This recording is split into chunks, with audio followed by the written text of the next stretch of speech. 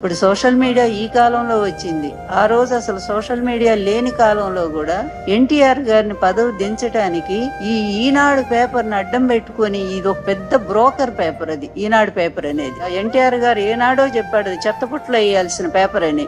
ఆ రోజు కూడా ఈ సోషల్ మీడియా లేని రోజుల్లో కూడా మా మీద ఈ ప్రభుత్వాన్ని లాక్కోవటం కోసం ఆ రోజు ఎన్టీఆర్ గారు నేను కష్టపడి సాధించుకున్నటువంటి అధికారాన్ని మీరు ఎన్ని విధాలుగా దుర్మార్గంగా రోజు పేపర్లో నీచమైన రాతలు, నీచమైన కార్టూన్లు అన్నీ కూడా వేసి, మరి ఇంతకంటే ఉన్మాద చర్య ఇంకొకటి ఉందా? నేననే మాట కాదు కదా.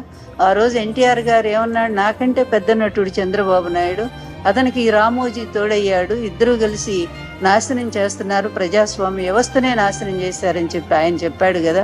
నిన్ను ఆయన తిట్టని తిట్టు లేదు కదా. దాన్ని బట్టి నీ క్యారెక్టర్ ఏమిటో ప్రజలందరికీ కూడా తెలుసు కదా.